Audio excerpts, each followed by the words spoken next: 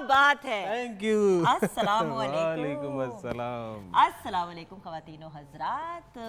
Morning at home का आगाज़ एक बहुत ही ब्रिलियंट टैलेंटेड सुपरस्टार के साथ हम कर रहे हैं, क्योंकि जैसे कि आप जानते हैं, अगर मेरी फेवरेट पाकिस्तानी सिंगर्स की बात हो तो अली अब्बास का नाम टॉप ऑफ द लिस्ट पे आता है। और एक और बात आपके साथ शेयर करूंगी व्यूअर्स, इनकी एक वीडियो में मैंने थोड़ा परफॉर्म भी किया था और बाकायदा मानो व्यूअर्स के सामने कि मैंने कह के अपने आप को डलवाया था उसमें। मैंने एक्चुअली अली को फोन, मैंने कहा अली तेरे किसी एक वीडियो में तो मैंने डेफिनेटली काम करना है। ही सेड क्यों?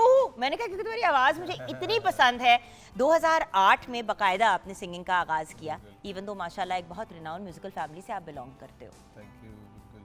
सो वेलकम टू द शो। आओ बैठो, गप लगानी है क्योंकि बड़ी देर से कैच अप नहीं किया और व्यूअर्स भी जानना चाहते हैं कि आजकल अली अब्बास कर क्या रहे हैं। असल में व्यूअर्स हो ये गया है कि हम ऐसी दुनिया में रह रहे हैं जहाँ पे अब इंटरव्यूज कम और गेट टुगेदर होता है शो के ऊपर, और फिर हमें बात करने का मौका नहीं मिलता कि भाई क्या हो रहा है, क्या मसरूफियात है। तो मैंने सोचा कि शो का आगाज़ ही करेंगे अली अब्बास के साथ और जानेंगे कि मज़ीद आगे किन प्रोजेक्ट्स पे काम हो रहा है। आई नो कि इन्होंने एक बड़ा फन सा प्रोजेक्ट है जिसके ऊपर काम किया, उस पर भी हमने बात करनी है, लेकिन आपके पास आऊँगी 2 लम्हे के बाद, क्योंकि एक और मेंबर ऑफ आवर फैमिली हमारे साथ है, हमारी प्यारी सी शेफ हिबा एहसन। अस्सलाम वालेकुम। वालेकुम अस्सलाम। क्या हाल है बेटा? मैं बिल्कुल ठीक हूँ, आप कैसी हैं? अल्लाह का बहुत शुक्र। अच्छा ये बताओ हिबा, आज हम किचन में क्या बना रहे हैं? आज हम बना रहे हैं बफलो चिकन सैंडविचेस और उसके साथ सिलांट्रो लाइम सैंडविचेस। हाँ, असल में ये जो हमारा देसी बॉय है ना जी, ये दिखने में बड़ा देसी है, लेकिन ये गोरे खाने बड़ा एंजॉय करता है खाने में। Very good. हाँ, सिर्फ दिखने में देसी है वैसे खाने पीने में काफी शौकीन, राइट? बिल्कुल ऐसे ही। अच्छा तो ये बताइए रेसिपीज। ठीक है, सबसे पहले बफलो चिकन सैंडविच की रेसिपी बता देती हूँ। उसके लिए आपको चाहिए मक्खन आधा कप, हॉट सॉस आधा कप, चिकन तो आपने ले लेने हैं 2 कप, बिल्कुल छोटे छोटे बोनलेस पीसेस कर लेना आपने, नमक हस्बे जायका, सुरख मिर्च 1 चाय का चम्मच, मेयोनीज़ 2 कप, गाजर आपने कद्दूकश कर लेनी है आधा कप, चैडर चीज़ आपने उसको ग्रेट करके 1 कप ले लेना है और डबल रोटी के 10 स्लाइस। इसका तरीका ये है, सबसे पहले हमने पैन में बटर को मेल्ट करना है, उसके बाद हमने हॉट सॉस डाल के उसको अच्छे से मिक्स कर लेना है। ये आपकी बफलो सॉस तैयार हो गई। उसके बाद आपने अंदर डाल देना है जो चिकन के छोटे क्यूब्स किए हुए हैं वो। ये हमने यस एग्जैक्टली ये जो किया हुआ है, चिकन के क्यूब्स डाल दिए, उसके साथ हमने नमक और लाल मिर्च डाल दी। ये हमने मिक्सचर अच्छे से पका लेना है। एक बोल में फिर हमने मेयोनीज़ और थोड़ा सा हॉट सॉस और लेके उसको विस्क कर लेना है। जो हमने गाजर कद्दूकश की हुई है वो भी हमने मेयोनीज़ में मिक्स कर देनी है। चिकन जो पका हुआ होगा वो भी हम मेयोनीज़ में मिक्स करके फिर ब्रेड के ऊपर ये मिक्सचर स्प्रेड करेंगे। चीज़ वो जो श्रेड की हुई चीज़ है वो रख के ब्रेड के दोनों साइड पे आपने बटर से ब्रश करके इसको ग्रिल कर देना है। अगर आपके पास पनीनी प्रेस है तो पनीनी प्रेस में कर लें। बटर के दोनों साइड्स, यानी कि जिस साइड पे आपने अंदर लगाया हुआ है ना उससे तो आपने सैंडविच बना दिया, फिर जो बाहर की दोनों साइड्स हैं उस पे उससे बड़ा मजे का क्रिस्पी सा बिल्कुल आ जाता है। तो ये हमारी हो गई बफलो चिकन सैंडविचेस। अब मैं शेयर कर देती हूँ सिलांट्रो लाइम सैंडविचेस की रेसिपी। उसके लिए आपने चिकन के फिले कट कर लेने हैं। बोनलेस चिकन लेके आपने उसके ले लेने हैं 4 फिले। उसको आपने फिर मैरिनेट करना है। नमक हस्बे जायका, काली मिर्च 1 चाय का चम्मच, अंडा 1 अदद और आपने ले लेना है उसके साथ मैदा कोटिंग के लिए और ब्रेड क्रम्स हस्बे ज़रूरत। इसका तरीका ये है कि आपने नमक और काली मिर्च से कर लेना है चिकन को मैरिनेट। उसके बाद उसको सबसे पहले आपने मैदे में डिप करना है, फिर अंडे में और फिर ब्रेड क्रम्स में। ये करके आपने उसको हल्के से तेल में शैलो फ्राई कर लेना है। साथ में आपने उसकी सॉस बना लेनी है, मस्टर्ड सॉस। उसकी रेसिपी में आपने ये लेना है, मेयोनीज़ आपने ले लेनी है 1/2 कप, उसके साथ मस्टर्ड पेस्ट 1 खाने का चम्मच, नींबू का रस 1 खाने का चम्मच और सुरख मिर्च 1.5 खाने का चम्मच। ये आपने बस मिक्स कर लिया। साथ में आपने जो असेंबलिंग के लिए चीज़ें हैं, आपने डबल रोटी ले लेनी है, टमाटो के स्लाइसेस कट कर लेने हैं और आइसबर्ग ले लेना है आधा अदद। उसका आपने ये करना है कि चिकन आपने कोट करके उसको शैलो फ्राई कर लिया। फिर ब्रेड पे आपने सबसे पहले जो सॉस बनाई है, जो सारे इंग्रेडिएंट्स है सॉस के, वो मिक्स कर लेने हैं। वो आपने सॉस पे ब्रेड पे स्प्रेड करने हैं। उसके ऊपर आपने चिकन फिले रख लेना है, आइसबर्ग टोमेटोज़ रख के उसको भी आपने ब्रेड को ग्रिल कर लेना है। That's it. और हमारी गुफ्तगू के दौरान ही हमारे ये चिकन के पीसेस हो गए हैं तैयार। सो वही वाली बात है ना viewers, but at the same time याद रखिएगा कि जब भी कभी सैंडविच बनाएं तो उसकी चिकन को इतना ड्राई ना कर दें कि वो हलक से ना उतरे। Juicy अक्सर रहना लोग ये चाहिए। करते हैं कि उसको इतना पका देते थोड़ा सा ये जूसी रहे, क्योंकि बिल्कुल। देखिए छोटे छोटे पीसेस है चिकन के, उसको एक दफा बबल्स आए उसके बने हैं, with in a few minutes इस वो चिकन ने पक जाता रेडी है, हो जाना है, yes. बट एक दफा कट करके अंदर से देख लें कि रॉ तो रॉ तो नहीं है। डन हो गया। Yes, thank you so much मेरा You're बच्चा। welcome. अच्छा जी, मिस्टर अली अब्बास, ये बताइए कि एक म्यूजिकल घराने से बिलोंग करते हो, तो बचपन में किससे गाना गाना सीखा? उस्ताद कौन थे आपके? एक तो फॉर्मल उस्ताद होते हैं ना, और एक वो उस्ताद होते हैं जो बताते रहते हैं, शायद आपको गाना नहीं सिखाते, तो वो कौन है आपके साथ?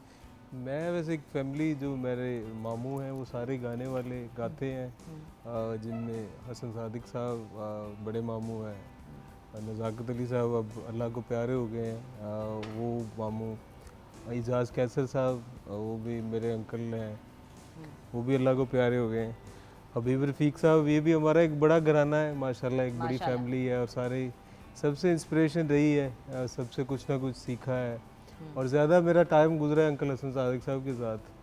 तो और मैं बचपन में, बच्चे नहीं जैसे कॉपी करते होते हैं, तो मैं उनको फॉलो करता था, तकिए को मैंने हारमोनियम बनाया होता था, तो बड़ा एक वो मुझे याद है, एक बार वो मैं ऐसे गा रहा था तो उन्होंने देख भी लिया मुझे, मैं तो पीछे से कहीं नज़र उनकी पड़ी, मैं उनको फॉलो कर रहा हूँ जैसे हाथ को करते होते थे, तो वो बड़ा फ़न था, लेकिन मैंने उनसे बहुत ज़्यादा, उनके इंस्पिरेशन रही है, उनसे ज़्यादा सीखा, और उनके साथ टाइम भी मेरा ज़्यादा गुजरा।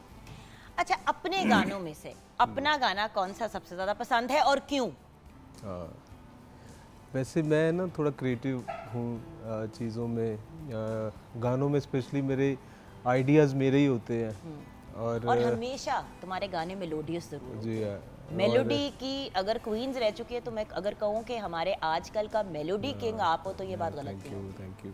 जिस गाने में आपने वीडियो किया था वो मुझे बहुत पसंद था, और उसमें ये गाना था, जो पंच लाइन थी मुझे बहुत वो हिट करती थी, वो मैंने ऐसे ही बनाई, उसके पीछे एक छोटा सा वाक़या है। हाँ। जब वो विछोड़ा की बुला मैंने ये कंपोज की थी ना लाइन, हम एक लिबर्टी शॉप पे गए हैं, वो शूज़ वाली शॉप पे, मेरे साथ कज़न था, हम कंटिन्यूसली गा रहे हैं उसको, मतलब वो गाए जा रहे हैं, तो वो जो बंदा था ना, वो जो ऊपर से फेंक रहा है जूता नीचे, तो वो जब उसने फेंका और साथ में उस हमारी रिपीट लाइन उसने गाई, वो मुझे थोड़ा लगा, मैं कि ये चीज़ अच्छी है, इसको पकड़ना चाहिए, पिक करेंगे। उसको थोड़ी, वो वाकई बड़ा अल्हम्दुलिल्लाह वो गाना बड़ा लोगों को पसंद रहा, वो बड़ा अच्छा।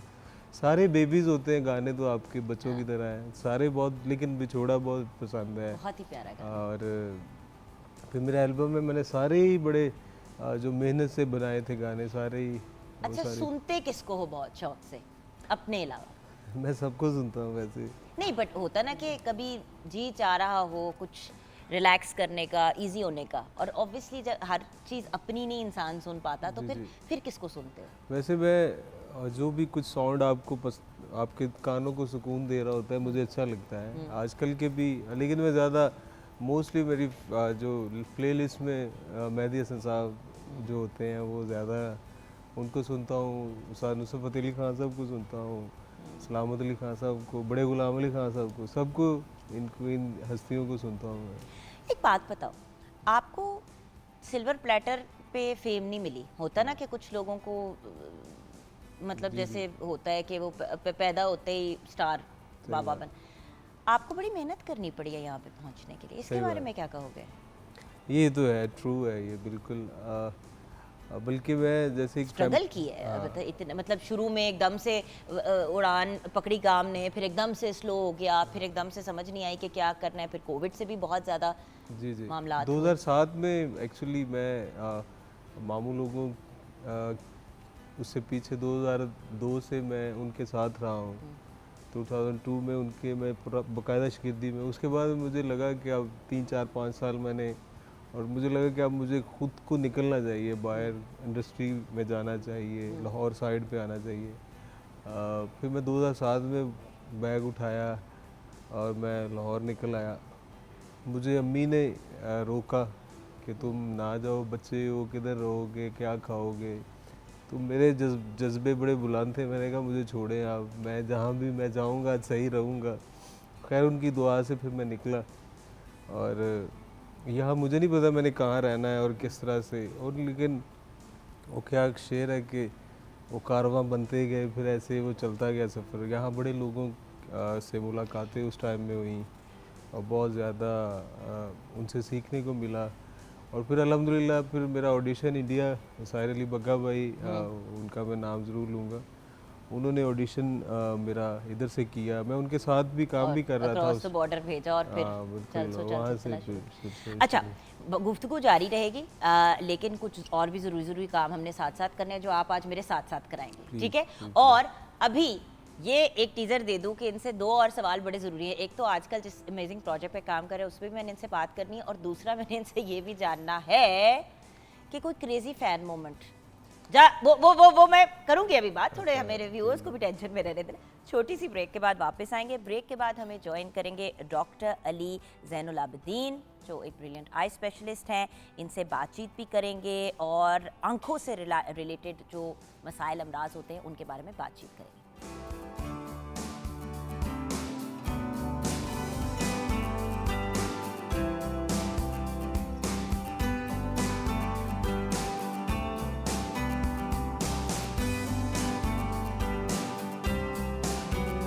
Welcome back from the break viewers. हमें ज्वाइन किया है डॉक्टर अली ज़ैनुल आबिदीन, जो आई स्पेशलिस्ट हैं और चीफ कंसल्टेंट भी हैं। इसके साथ साथ असिस्टेंट प्रोफेसर ऑफ ऑप्टोमोलॉजी हैं और हेड भी हैं diagnostic king Edward medical university Mayo hospital Lahore में। वाओ, अस्सलाम वालेकुम। वालेकुम अस्सलाम। डॉक्टर साहब, ये तो कुछ कम नहीं है क्वालिफिकेशन, थोड़ी और 8-10 हमें बता देते ताकि हम सारा शो इसी में कर लेते। अच्छा, सबसे पहले तो डॉक्टर साहब welcome. Thank you very much. अच्छा, ये हमारे साथ रहेंगे शो के दौरान में, और अगर कोई सवाल है तो आप भी पूछ सकते हैं। मैं तुम्हें तैयार कर रही हूँ होस्टिंग के लिए, ठीक है? हो सकता है तुम्हें कल कोई सीट पे बैठना पड़े, क्या पता।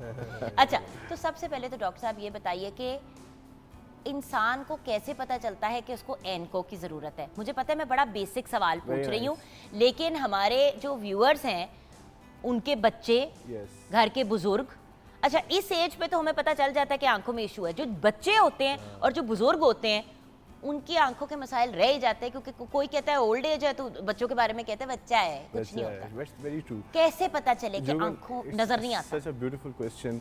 देखिए, सबसे पहले जहाँ तक बच्चों का ताल्लुक है, जो इनडायरेक्ट क्लूज आपको मिलते हैं, आपका छोटा सा बेटा है, सपोज या बच्चा है आपका घर में खेल रहा है और वो टीवी जो है वो एबनॉर्मली, सारे बैठे टीवी लॉन्च के इधर सोफे पे बैठे हुए, पर वो बिल्कुल टीवी के साथ चिपक के जाके देख रहा है, ये सबसे पहला क्लू है कि उसको दूर से नज़र नहीं आ रहा।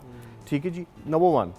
दूसरा जो सबसे ज़्यादा ख़तरनाक एक क्लू होता है, जो आंखें टेढ़ी हो जाती हैं, स्क्विंट कर जाती हैं, क्रॉस साइड जिसको हम कहते हैं कि आंखें ऐसे कर, अगर no I mean something like that, लेकिन अगर आईज क्रॉस कर जाती है बच्चे की, सो अगर महंगापन आ जाता है तो उसका मतलब है उसको नज़र नहीं आ रहा, आंखें ठहरती नहीं है, आंखें मुसलसल हल्की हल्की वाइब्रेशंस है, इसका मतलब वो विजन डेवलप नहीं हुई, या बच्चा थोड़ा बड़ा है। और उसके बाद, और सबसे इंपॉर्टेंट, जो अगर आपके पेरेंटल हिस्ट्री, ये बेसिकली माइओपिया जो होता है, ये एक जीन है, ये इनहेरिट करता है बॉडी में, इंसान मतलब जो पेरेंट्स है, ये आगे से बच्चे को ट्रांसमिट होता है। सपोजिटली आपको ऐनक नहीं लगी हुई, आपकी मियाँ को भी नहीं लगी हुई, बट आपके मियाँ के भाइयों को या उनके बच्चों में किसी कज़न को ग्लासेस लगे हुए हैं, तो उसका मतलब है जीन है जो इनहेरिट हो गया और वो फैमिली में है। वो तो चले जीन अपनी जगह है, लेकिन ये कैसे पता चले कि आंखों में मसला है? देखे ना, छोटे बच्चे जैसे कि 4 साल का बच्चा है या 3 साल का है, जी जी, हाउ कैन देखिए उनका कैसे सबसे देखिए, देखो आंखों में फॉर एग्जांपल कुछ नहीं हो रहा, हाँ, बट एनको की जरूरत है। मैं ये जानना चाह रही हूँ कि जिनके 4 साल के बच्चों ने एनके पहने हुए, उनको पता कैसे चला? सब जो 4 साल का जो बच्चा है ना, या 3.5 साल का, या 2 साल का, या 1 साल, सबसे बड़ी बात होती है कि जो मदर होती है वो फर्स्ट रिस्पॉन्डेंट होती है। मदर कहती है मैं इसको कोई चीज़ पकड़ाती हूँ या कोई खिलौना देती हूँ, ये उसको पकड़ते ही नहीं, चल रहा होता है, टकराता है और गिर जाता है नीचे। ठीक है, आप इसको कोई चीज़ देते हैं, लाइट वाली, टॉर्च वाली, वो उसको बॉदर ही नहीं करता, बैठा हुआ है वहाँ पे, टॉर्च चल रहा है, खिलौना पड़ा हुआ है, वो उसको हाथ से नहीं लगाएगा। मदर सबसे पहले रिस्पॉन्ड करती है। कंजेनिटल कैटरेट होते हैं, पैदाइशी तौर पे बच्चों को मोतिया होता है आँख के अंदर, बच्चा पैदा हुआ है उसकी आँखें मोतिया। ठीक है, अब कंजेनिटल कैटरेट जो है ये एक सब ह्यूज टॉपिक, पीडियाट्रिक ऑप्थेल्मोलॉजी का बहुत बड़ा टॉपिक है, सबसे बड़ी बात ही इसके ऊपर होती है। अब बच्ची माँ कहती है कि जी मैं इसको दूध या कोई चीज़ पाती हूँ, ये रिस्पॉन्ड ही नहीं करता, इसको देखता ही नहीं है, ठीक है, और दूसरे नंबर पे उसकी आंख मूव कर रही होती है। एबनॉर्मल बच्चा, जो बहुत छोटे बच्चे होते हैं 6 महीने 2 महीने साल, वो आंखों को बार बार ज़ोर ज़ोर से आंखों के अंदर अपनी उंगलियां मार के उसको रब कर रहा होता है। ये क्या है? इनडायरेक्ट क्लूज है, ठीक है। तो ऐसी सारी कंडीशंस के अंदर इमीडिएटली इमरजेंसी तौर पे you have to seek an consultation from an ophthalmologist. उसमें अगर पैदाइशी मोती है तो उसको लाजमी, अगर स्क्विंट होना शुरू हो गया, भैंगापन शुरू हो गया, तो उसमें लाजमी पेशेंट को चेक करवा के उसकी रिफ्रैक्टिव स्टेटस यानी कि उसकी आंखों का एग्जैक्ट नंबर निकाल कर उसको करेक्शन देते हैं। वो तमाम भैंगापन जो ऐनक के साथ सीधा हो जाएगा, उसकी सर्जरी नहीं होगी।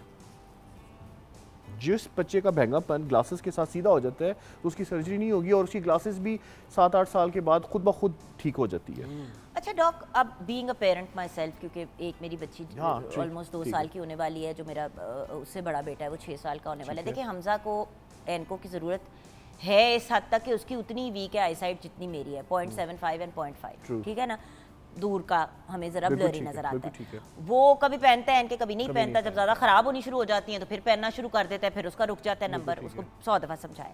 अब छोटे बच्चों में आंखें, आई साइट ख़राब होने की वजूहात मजीद और क्या हैं? एक तो कंजेनिटल हो गया ना कि आपकी फैमिली में चलता आ रहा है। दूसरे नंबर पे मॉडिफाइंग फैक्टर्स हैं। मॉडिफाइंग फैक्टर्स से मुराद ये है कि आपकी आंख, आप कोई ऐसा काम करते हैं बच्चों, जिस तरह स्मॉल गैजेट्स होते हैं, मोबाइल है, आईफोन्स हैं, स्मॉल स्क्रीन्स हैं, उसके ऊपर आपने जितना ज़्यादा काम करेंगे, अकोमोडेशन इस्तेमाल ज़्यादा हो रही है, आंख के स्मॉल मसल ज़्यादा इस्तेमाल हो रहे हैं, पट्टे ज़्यादा काम कर रहे हैं, जितनी ज़्यादा अकोमोडेशन यूज़ होगी उतना ज़्यादा बर्डन आंख के ऊपर पड़ेगा। और उसके साथ अगर सपोज एक बच्चे का नंबर 0.75 उसने इनहेरिट किया है तो उसको 3-4 तक लेके जा सकता है इन फैक्टर्स की वजह से over the course of 5 to 6 years, 7 years, 8 years, ठीक है जी। अब क्या होता है कि अब इट्स वेरी डिफिकल्ट, बच्चों को आप आजकल सारी ऑनलाइन पढ़ाई और ये वो सारे, ये मुश्किल हो जाता है। तो आप उसको क्या कहें कि उसको ज़्यादा इंकरेज करें कि बेटा try to shift on big screen, smart television के ऊपर ले जाके उसको बिग स्क्रीन के ऊपर, उससे ये होगा उसकी अकोमोडेशन एट रेस्ट हो जाएगी। अकोमोडेशन एट रेस्ट से मुराद ये कि जब वो 4 या 5 फुट दूर की चीज़ को देखेगा तो उसके स्मॉल मसल्स आंख के अंदर उसको जोर लगाना नहीं पड़ेगा। उससे जो उसका नंबर ख़राब होना है बहुत ज़्यादा, वो कम ख़राब होगा। एक बात, ठीक है जी।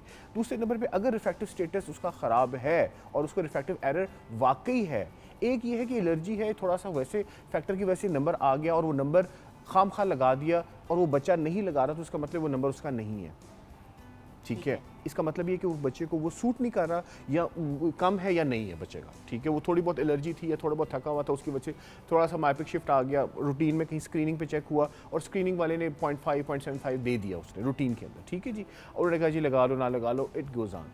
दूसरे नंबर पे अगर बच्चे को नंबर लग गया है और वाकई उसकी नज़र कमज़ोर, तो वो तो 1 मिनट के लिए, वो तो उसकी आंखें वो 2 मिनट के लिए ऐनक नहीं उतारेगा।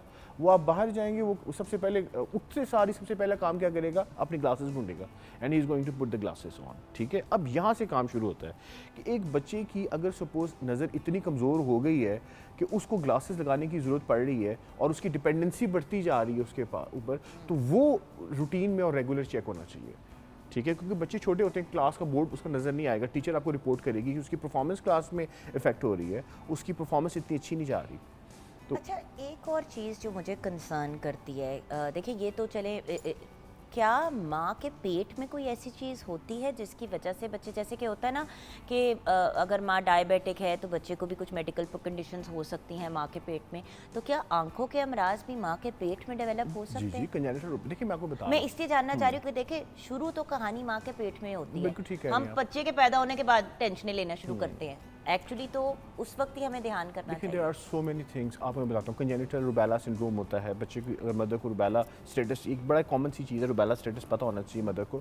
और उसके बाद कंजेनिटल कैटरेक्ट, मोतिया आ सकता है बच्चे को। ये वो सारी चीज़ें हैं मैडम जो आपकी जो विद इन, अगर अर्ली प्रेगनेंसी है और अल्कोहल इनटेक है या स्मोकिंग है, उसके साथ टेराटोजेनिक इफेक्ट्स आ सकते हैं। ये वो है जो बच्चों को पैदाइशी तौर पे उसके माजूरी के अमराज, उस तरह की चीज़ें आती हैं। लेकिन हम एक ग्लासेस, देखिए जो ग्लासेस का और जो रिफ्रैक्टिव, उसमें जो सबसे डेंजरस चीज़ ये है कि बच्चे को पैदाइशी तौर पे माँ की तरफ से कोई इन्फेक्शन हो गई और वो पैदा हुआ और उसकी आँख के अंदर वो इन्फेक्शन चली गई, वो एक कंडीशन है। उसके अंदर आपको जिस तरह मैंने समझाया, जैसे चिकन पॉक्स में भी तो आंखों में दाने निकल आते हैं। एग्जैक्टली, दाने नहीं, वो स्पॉट्स होते हैं, वो सारी उम्र रहते हैं ये भी बता दूँ मैं। दे रिमेन, आई मीन जो भी देखेगा they will see that there are spots on the cornea, तो वो रहते हैं, ठीक है। तो ये चीज़ें जो है आपको, जिस तरह मैं बता रहा हूँ, मैथ स्क्रीनिंग हमारे बहुत सारे ऐसे प्रोजेक्ट्स जिसमें वी डू मैथ स्क्रीनिंग, ठीक है। उसमें हम पब्लिक अवेयरनेस, अब ये भी एक तरह का पब्लिक अवेयरनेस है। जो सारे मैसेजेस मैं दे रहा हूँ ये बेसिकली पब्लिक मैसेजेस हैं in which most of the people who can have this idea, right, कि if things are not okay, अब बच्चा is not tolerant, I mean वो जिस आप कह रही हैं कि वो ग्लासेस नहीं लगाता है, तो उसका मतलब है needs to be rechecked and reconfirmed and re examined and make it sure कि वाकई उसका नंबर है कि नहीं है। और अगर वो कंफर्म्ड नंबर है तो फिर उसको थोड़ा सा मेक श्योर करें कि वो लगाए ताकि वो ख़राब ना हो। अच्छा, अब यहाँ पे एक और जो मेरे जहन में एक इम्पॉर्टेंट फैक्टर आता है कि देखिए सर्जरी बहुत से लोग अपनी आंखों को करेक्ट करने के लिए कराते हैं, तो क्या बच्चों की भी आई सर्जरी हो सकती है? देखिए madam, again this is a very important question and this is a very huge public message जो आपको मैं समझाने लगा। सपोज एक बच्चा आपके पास दोनों तरफ नंबर है -2 -2, उसकी उम्र है 8 साल, तो उसको हम इंतज़ार करेंगे 18 साल तक, क्योंकि वो -2 -3 -4 -5 तक जहाँ पे भी एंड करेगा उसको हम 18 ईयर्स की एज पे उसको करेक्ट कर देंगे वंस एंड फॉर ऑल। ये एक रूटीन प्रैक्टिस है, ये एक रूटीन प्रैक्टिस है, सारे इस तरह ही करते हैं, ठीक है जी। अब ये वो मायोपिया है, यानी कि जो उसने विद टाइम दोनों आंखों को बराबर इफेक्ट कर रहा है और उसने बढ़ना ही बढ़ना है। दूसरी सबसे बड़ी जो कन्फ्यूजन होती है जिसमें कहते हैं अगर एक आंख कमज़ोर है, एक बच्चा है उसकी एक आंख बिल्कुल ठीक है और दूसरी आंख कमज़ोर है, कमज़ोर कितनी है, -3 -4 -5 -6 -7 -8, बहुत सारे बच्चे होते हैं, एक आंख बिल्कुल ठीक है, एक तरफ -8 नंबर है, उस बच्चे को किसी भी एज पे करेक्ट करना चाहिए और लाजमी करना चाहिए, वन आई, ठीक है जी। उसका फ़ायदा क्या होगा, वो ग्लासेस तो लगाएगा नहीं, कॉन्टैक्ट लेंस इंटॉलरेंट होते बच्चे मिट्टी वगैरह में जाते हैं कॉन्टैक्ट, तो उसकी करेक्शन कर दें ताकि एम्ब्लायोपिया ना डेवलप हो, उसकी आँख की कंडीशन ख़ास तौर पे हमेशा हमेशा के लिए कमज़ोर ना रह जाए और ब्लाइंड ना हो जाए वो। उस अच्छा, आँख से। आपने कब पहली दफ़ा अपनी आंखों का चेकअप कराया था? कभी कराया? ये करवाया हुआ है। किस एज पे कराया था? वैसे मैंने दो साल पहले करवाया है। पहली दफ़ा। हाँ। असल में किस एज पे आपको पहली दफ़ा अपनी आंखों का चेकअप कराना चाहिए? देखिए madam, seeing is believing, our field is such beautiful field.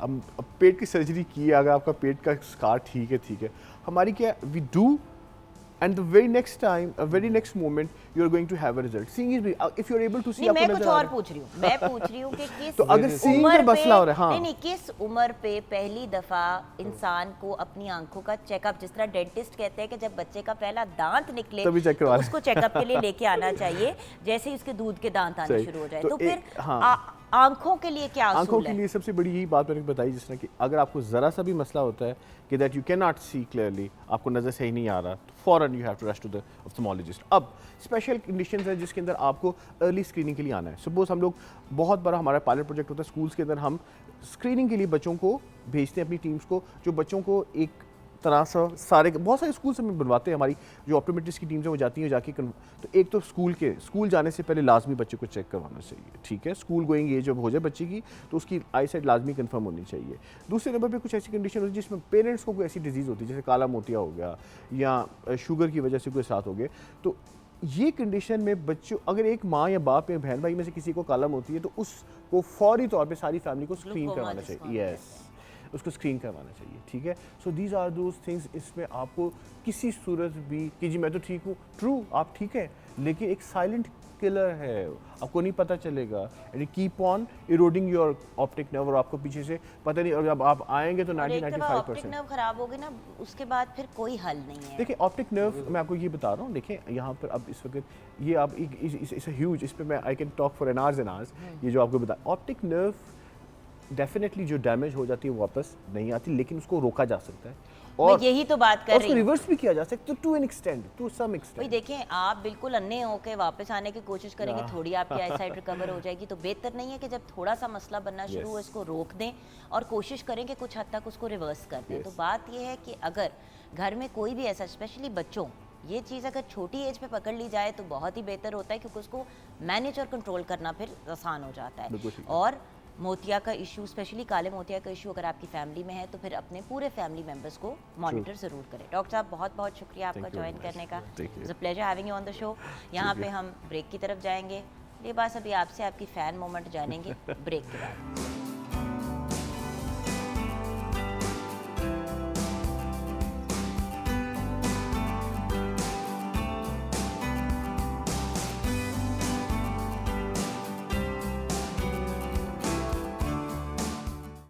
बात है, थैंक यू। कितना मजे का गाना है। अच्छा जी, ये थैंक यू। बताओ क्या कहानी है, ये क्यों बनाए हैं? बस जरा एक आइडिया था हाँ, जरा मैडम जी का ओरिजिनल सॉन्ग है। हाँ ओरिजिनली उनसे एक लाइन इंस्पिरेशन वो ली उनकी और बस ऐसे ही बन गया। नहीं ऐसे ही तो कोई चीज़ नहीं बनती। अभी सोचें कि किस तरह और क्यों बनाया। पहले मैं ज़रा इधर आती हूँ ना ज़रा। हमारे साथ बहुत ही talented blogger and makeup expert हैं रिदा तारिक। अस्सलाम वालेकुम रिदा, वालेकुम सलाम। कैसी हैं आप? मैं बिल्कुल ठीक हूँ, आप कैसे हैं? मैं बिल्कुल ठीक हूँ रिदा। आपसे अभी मैंने बात करनी है, लेकिन 6 साल तक 6 साल ब्लॉगिंग की है। यस, वाओ, मेकअप एक जर्नी होती है, बिल्कुल। उससे फिर जाके इंसान की फिर रिकग्निशन बनती है। हम तो अब आपको देख रहे हैं तो कह रहे हैं हाँ हाँ हाँ Rida is very famous, very popular, but ये एक जर्नी थी। एग्जैक्टली, बहुत टफ जर्नी थी। अच्छा, अभी इस टफ जर्नी की तरफ पहले ये बताओ कि ये गाना किसके लिए बनाया तुमने? ये गाना इसके पीछे क्या कहानी है? आजकल आपको पता है एक जो लोगों पे लोग उंगलियां बड़ी उठाते हैं, दूसरों पे अपने गिरबान भी नहीं झांकते। हाँ बस वो इस तरह का ही है, थोड़ा सा आइडिया यही था। वैसे भी आजकल ज़रा कैची लाइन, एक छोटा सा जो जिसे पंच लाइन कहते हैं, वो ज़्यादा लोगों में इन हो जाती है।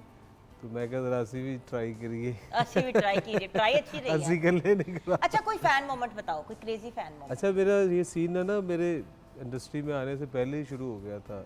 अल्हम्दुलिल्लाह मैं ज़रा पहले ही बड़ा लोगों में फेवरेट हो गया था। अच्छा, अच्छा। हाँ, ये तब पहले की बात है। फिर मैंने कहा मुझे अभी थोड़ा टाइम दो, मुझे कोई बनने दो, बाद की बातें हैं। बाद में फैन हाँ बाद में कॉल्स बहुत आती थी, पहले भी नहीं, बट शुरू हो गई थी। कोई पहुंच गया हो घर के बाहर, कोई इस टाइप का तमाशा? होते हैं ऐसे भी, कई बार हो चुका है, लेकिन बस मैं उन्हें यही कहता हूँ अभी मेरी मंजिल ज़रा दूर है। अभी मेरी मंजिल दूर है तो आप भी दूर ही रहे। चलो ठीक है, अच्छी बात है, इतना तो बनता है।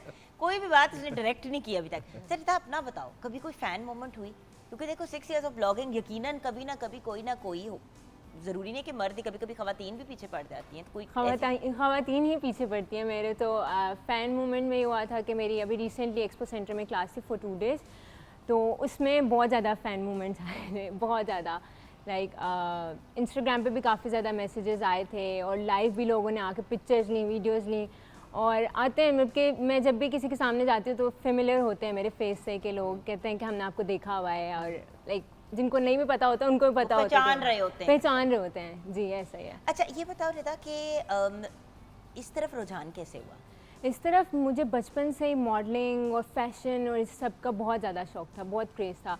तो मुझे था कि एक ऐसी लाइन होनी चाहिए जिसके अंदर लाइफ टाइम मैं अपनी स्किल यूज़ कर सकूं। तो आहिस्ता आहिस्ता मैं जब 18 इयर्स की थी तो मुझे पता चला कि हाँ भाई, मैं मेकअप में कुछ कर सकती हूँ।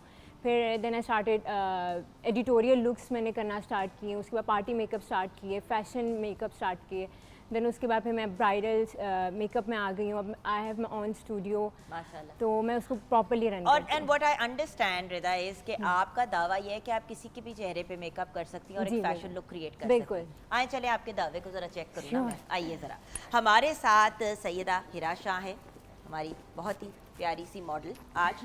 अब देखें, फैशन लुक टिपिकल मॉडल के ऊपर करना बड़ा आसान होता है जी, लेकिन जैसे कि अब बहुत ही नेचुरल और एक तरह से बेबी फेस है हमारी Exactly. प्यारी सी हिरा का। तो मैं चाहती हूँ कि जब इस तरह का बेबी फेस हो बट फैशन लुक भी क्रिएट करनी हो, उसका बैलेंस आप कैसे क्रिएट करेंगी? तो पहले अब चेहरा देखें एक दफ़ा और मुझे बताएं कि आपने क्या सोचा है। इनका बेसिकली फेस काफ़ी बबली सा है, राउंड फेस है, तो इसमें हम लोग ट्राई करेंगे कि हम अपलिफ्टिंग टेक्निक यूज़ करें कि इनका फेस लिफ्ट हो, ऊपर की तरफ जाएं चीक बोन्स, उसकी वजह से स्नैच लुक आती है। और जिस तरह मतलब हम दोनों का राउंड फेस है, तो हम जैसे तो लोग फुल आपका ना अपलिफ्टिंग मेकअप होना चाहिए ताकि बिल्कुल स्नैच लुक आए, और ऊपर की तरफ मेकअप होना चाहिए। क्योंकि लोग ना आजकल ऐसे टेपे लगा के मुंह बिल्कुल। ये देखो ना, जैसे बेटी ऐसे सारा रखो ना, ऐसे करके ना खींच देते टेप लगा के। बिल्कुल। अब बात ये कि वो बच्चे की मतलब आई डोंट नो कि उससे स्किन के क्या साइड इफेक्ट्स होते हैं, और जब मेकअप से मैनेज हो सकता है तो चीजें क्यों लगाएं हम? बिल्कुल। और ऐसा ही यही है। तो एक नेचुरल लुक होती है जो इंसान सारी जिंदगी चाह रहा होता है कि आए।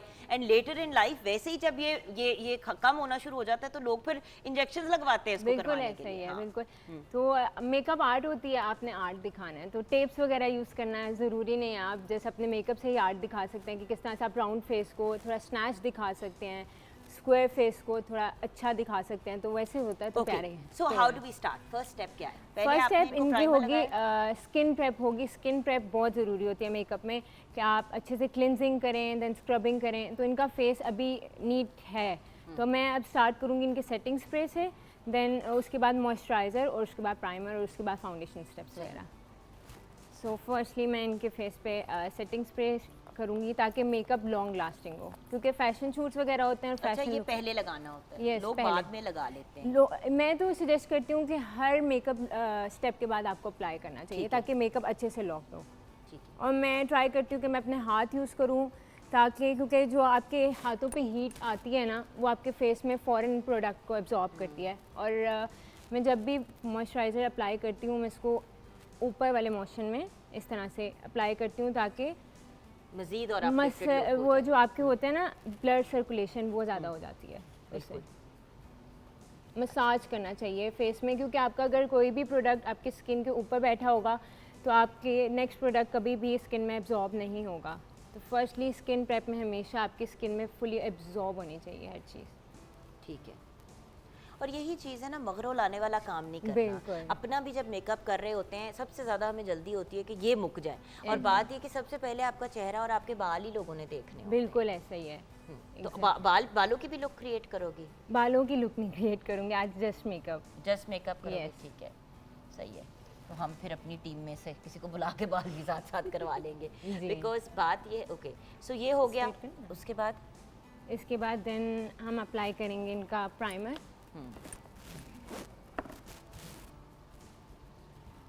फैशन लुक में और पार्टी मेकअप में क्या फ़र्क है? पार्टी मेकअप में फ़र्क ये होता है कि उसमें थोड़ी सी ट्रेडिशनल सी लुक आ जाती है, कि आपने पार्टी वगैरह पे जाना है। फैशन मेकअप में होता है कि आप कलरफुल चीज़ें यूज़ करते हो। तो क्या सोचा क्या है इनके चेहरे पे, क्या कलर्स? इनके फेस पे मैंने सोचा है कि मैं ब्लू और येलो अंडरटोन में रह के करूँगी मेकअप। ओके। अच्छा, अब इस किस्म का मेकअप फिर किस किस्म के कपड़ों के साथ पहनना चाहिए? ये आप समर लुक में हर कपड़ों के साथ पहन सकते हैं। मैं ट्रेंडी लुक कर रही हूँ, एक तरह की कलरफुल लुक, ताकि क्योंकि समर में आपके होते हैं लाइट कलर के कपड़े, ठीक है, आप लाइट पहनते हो, उसके साथ आपका बहुत अच्छा लगता है कि आपका कोई कलरफुल आई लाइनर हो या कलरफुल आपका आई मेकअप हो, और मेकअप बिल्कुल न्यूड हो, तो वो बहुत प्यारा लगता है। सही। ओके, सो अब नेक्स्ट स्टेप क्या है?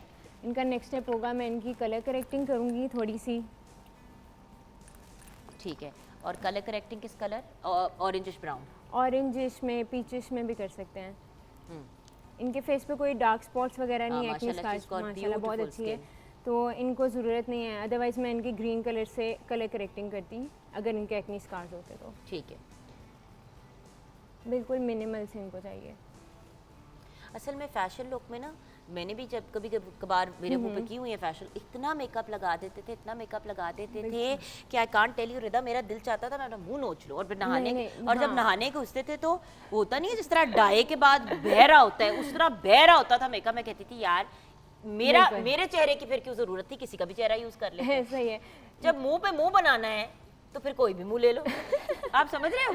बिल्कुल। अब फैशन लुक में हमेशा, समर लुक में तो आप बिल्कुल मिनिमल सा मेकअप करते हो ताकि आपका केकी ना लगे, क्योंकि ऑब्वियसली आपको स्वेटिंग होगी और आपका मेकअप ख़राब हो जाएगा। सही। अब इसके बाद हम अप्लाई करेंगे इनको फाउंडेशन। अच्छा, फाउंडेशन कौन से कलर की होनी चाहिए? जैसे कि इनकी स्किन टोन से एक शेड लाइटर या डार्कर? मैं एक शेड लाइटर ही यूज़ करती हूँ, क्योंकि आपकी ऑक्सीडाइज इवेंचुअली कर जाती है फाउंडेशन, ग्रेइश होने लग जाती है, फिर ग्रेइश नहीं तो थोड़ी डल हो जाती है। लेकिन अगर आपको चाहिए कि आपका मेकअप बहुत लॉन्ग लास्टिंग लगे और फ्रेश लगे, तो आप एक शेड लाइट करें ताकि आपकी थोड़ी देर बाद स्किन के साथ मैच कर जाए वो। लो जी, तुसी ते पेट ब्रश निकाल लेते ने। हाँ, बिल्कुल। लाइट painting अप्लाई करेंगे? करेंगे, लाइट। हाँ, बट होता ना ये यूजुअली पेंटिंग के लिए यूज होता है ना। हाँ, अब ये मेकअप के लिए पेंटिंग भी वाला use तो मैं लेके ही नहीं आई, वो दूसरे वाला बहुत हैवी होता है ब्रश, उसमें तो ये इसमें बिल्कुल लाइट लग रही है फाउंडेशन। चलो, आप अब अपनी फाउंडेशन और अपनी ठीक है। बेस बना लो। Okay. तब तक हम आपके शॉर्ट्स भी कट करते रहेंगे, और साथ साथ आपसे ये जान लेते हैं कि आजकल मसरूफियात क्या हैं ताने वाले गाने बनाने के अलावा। कौन से गाने? हम कल्ले बुरे नहीं है, सारी खराब है यहाँ पे। हाँ। मैं अभी तक ये जानना चाह रही हूँ कि इसके पीछे कहानी क्या थी, असल कहीं में बैठे हुए थे, कुछ सोच रहे थे, क्या हुआ था? मैं क्रिएटिव आदमी हूँ, मैंने बताया नहीं, जैसे ये कोई जस्टिफिकेशन नहीं है, कोई ना कोई आमद किसी ना ऑब्वियसली किसी लम्हे पे तो हुई कोई होगी ना। एक्सपीरियंसेस तो होते हैं ज़िंदगी में। वाकई में ऐसे होते हैं हालात। लोग, आप बुरे भी नहीं होते लेकिन आपको कहा जाता है कि आप बुरे हो, और कई लोग बुरे भी होते हैं और वो अपने आप को प्रेटेंड अच्छा करते हैं कि हम बुरे नहीं हैं। सो ये चलता है, लेकिन ये इसके पीछे सिर्फ हालात देखे हैं मैंने लोगों के। आजकल की बड़ी फेकनेस लाइफ से ना थोड़ा सा मैंने कहा चले इस चीज़ को भी देखते हैं। अभी कल्ले नहीं खराब, फिर कल्ले तो नहीं खराब, सारे खराब हैं। अच्छा, शायद हमसे ज्यादा खराब भी बैठे हैं। अच्छा, ये बताओ कि अब क्या आजकल क्या किन प्रोजेक्ट्स पे आजकल काम नए गाने हैं 2-3, उस पे काम हो रहा है, वीडियोस पे इंशाल्लाह काम हो रहा है। और दूसरा इंटरनेशनली ट्रैवल अब शुरू हो गया है वापस, हाँ। इंशाल्लाह। वो अब ट्रैवल भी है, वर्ल्ड टूर के लिए भी प्लान है। और बाकी फैमिली जिंदगानी बड़ी अच्छी गोइंग स्मूथली, अच्छा चीज़ें हो रही हैं सारी। एक्टिंग की तरफ आओगे? एक्टिंग वैसे मैंने घर को ले आए तो ले आ जाएंगे। तुसी ले आओ ना। नहीं, मैं पूछ रही हूँ, मैं सीरियस बात पूछ रही हूँ कि अगर जैसे कि बहुत से सिंगर्स मुझे है वैसे अंदर एक है कि Actor, मुझे हाँ। कुछ कर लेना चाहिए कुछ एक्टिंग, लेकिन वो मेरे मिजाज का कोई करेक्टर कोई इस तरह का तो कर सकता हूँ। अच्छा, चलो अब कुछ सवालात आपसे मैंने पूछने, उनके आपने जवाब देने, ठीक है? आपने एक चॉइस इनमें से सिलेक्ट करनी है, महविश हयात या सबा कमर? महविश हयात। सिंगिंग या एक्टिंग? सिंगिंग। हुमायूं सईद या फवाद खान? हुमायूं सईद। अर्ली बर्ड या नाइट आउल? जल्दी जागते हो या रात को? मैं वैसे जल्दी जाग जाता हूँ। तो अर्ली बर्ड हो, सोते लेट हो, लेकिन तो सोते कितना? मैं दोपहर को भी सो जाता हूँ। दोपहर को भी सो जाता हूँ। परफ्यूम या body spray? Perfume. Classical music या हिप हॉप? क्लासिकल। कॉफी या टी? दोनों। नहीं, एक। अपना टी। टी। विंटर या समर? वैसे विंटर। विंटर, सर्दियाँ। एप्पल या मैंगो? मैंगो। हाँ। फास्ट फूड या देसी फूड? देसी। बेल्ट या रिस्ट वॉच? वॉच। वॉच। इसी नोट पे हम छोटी सी ब्रेक लेंगे। ब्रेक के बाद जब वापस आएंगे तो मजीद अकम्पलिश्ड यंग लेडीज हमें ज्वाइन करेंगी। आप हमारे साथ रहिएगा।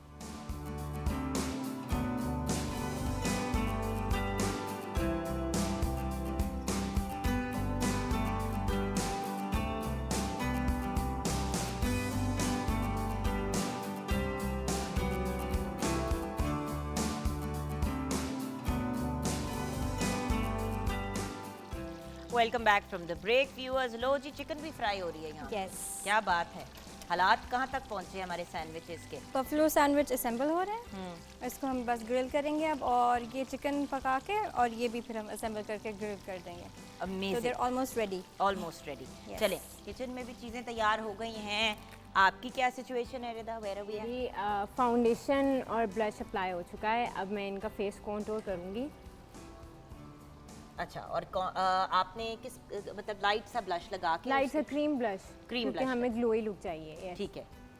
और अब मैं क्रीम कॉन्टूर यूज़ करूँगी इनके फेस पर। ठीक है।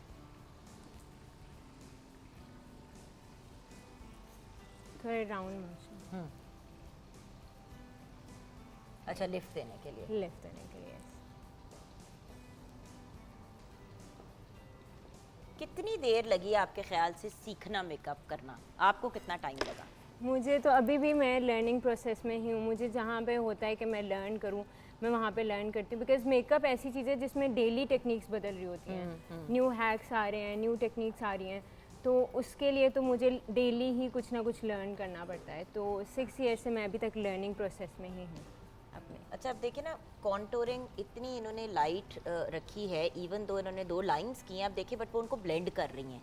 एक चीज़ जो हम बहुत ज़्यादा करते हैं, लाइनें बना देते हैं मुंह के ऊपर, वो लिफ्टेड लुक की जगह ना लग रहा होता है जैसे वॉर पेंट मुंह पे लगाया हुआ है। तो बस कॉन्टोरिंग इतनी है, इतनी। चलो ओके, आप अब अपना बाकी का काम करो। मैंने कहा मैं आपके पास चेक करती रहूँगी वेरियस स्टेजेस पे कि क्या हो रहा है। अच्छा व्यूअर्स, हमें ज्वाइन किया है ब्रेक के बाद बहुत ही टैलेंटेड आमिना शाहिद ने। अस्सलाम वालेकुम। आप एक फोटोग्राफर हैं बेसिकली और बैचलर ऑफ आर्ट्स और आईटी में आपने अपना बैचलर जो है वो बिजनेस और आईटी में किया हुआ है, लेकिन 2 साल से प्रोफेशनली एज अ फोटोग्राफर काम कर रहे हैं। तो ये कैसे हुआ आमना? शुरू से मुझे आर्ट्स का बहुत शौक था, बट मैं ओए लेवल्स में आर्ट्स पढ़ नहीं सकी और फिर इसी क्यों डर नहीं से पढ़ सकी? अम्मी अब्बू ने पढ़ने नहीं हाँ कि साइंस पढ़ो ये वो। सो उसके बाद फिर इस डर से मैंने एनसीए और बीएनयू में एडमिशन नहीं लिया कि मैंने आर्ट्स बैकग्राउंड नहीं है, सो मुझे एडमिशन नहीं मिलेगा। I ended up doing bachelors in business and IT. लेकिन जब लास्ट सेमेस्टर चल रहा था तो उसी दौरान मैंने एनसीए से एक 6 मंथ्स का कोर्स कर लिया फोटोग्राफी का। सो उसके बाद फिर मैंने जॉब वगैरह स्टार्ट की और मैं रात के टाइम फिर जो छोटे प्रोजेक्ट्स आ जाते थे वो कर रही थी। किस किस्म के प्रोजेक्ट से शुरू किया? क्योंकि पहले तो ये होता है ना, जब बंदा कॉलेज यूनिवर्सिटी में होता है तो पोर्टफोलियोज ही लोग शूट करा रहे होते हैं। वो इस तरह हुआ कि एक ऐसे ही बिकॉज बहुत लो बजट टाइप चीज़ था, हम बिल्कुल स्टार्ट आउट कर रहे थे, तो मेरा एक फ्रेंड कर रहा था, आई हैड अ कैमरा, क्योंकि मुझे अपनी तस्वीरें खिंचवाने का काफ़ी शौक था। तो वो इवेंट भी मेरे घर के काफ़ी करीब था, तो मैंने घर पे ये कहा कि ये तो प्रोजेक्ट है यूनिवर्सिटी का, तो मैं जा रही हूँ। तो झूठ बोल के? जी अच्छा, ओके।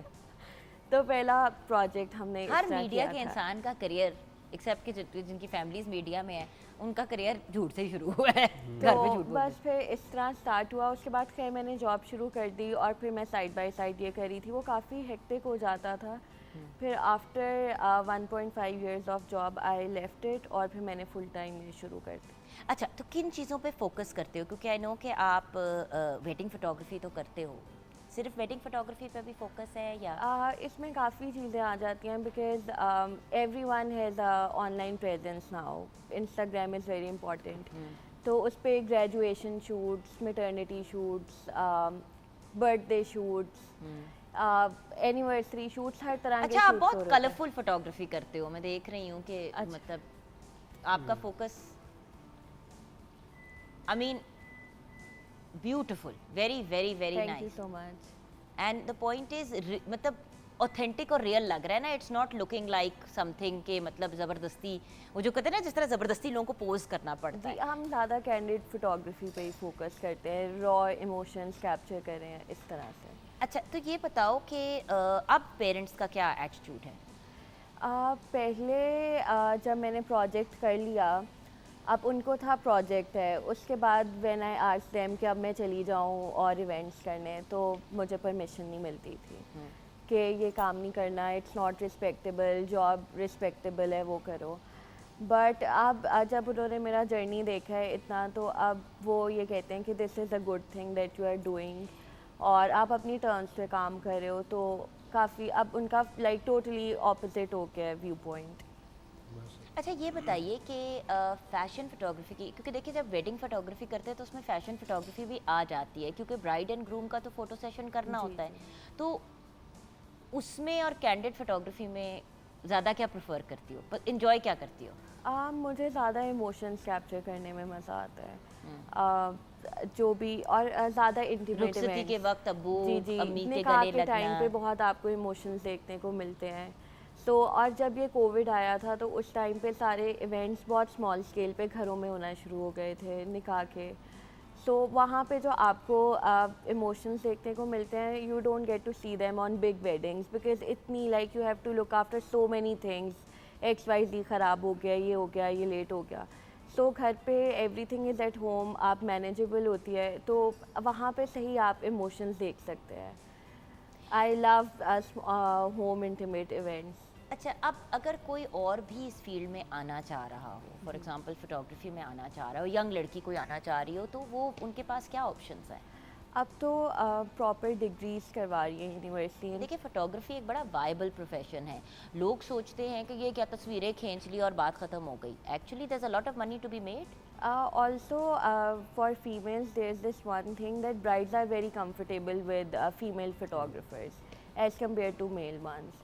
आप उनके कपड़े जाके ठीक कर लें, उनका मेकअप फिक्स कर दें, वो ज़्यादा comfortable फील करती हैं। फिर there are people who do पर्दा, तो उनके लिए ये होता है कि हमें फीमेल फोटोग्राफर्स, वीडियोग्राफर्स मिल जाएं, एडिटर्स भी वो हों जो हम उस इन्वायरमेंट के अंदर मेल से इंटरेक्शन ही नहीं करना चाह रहे।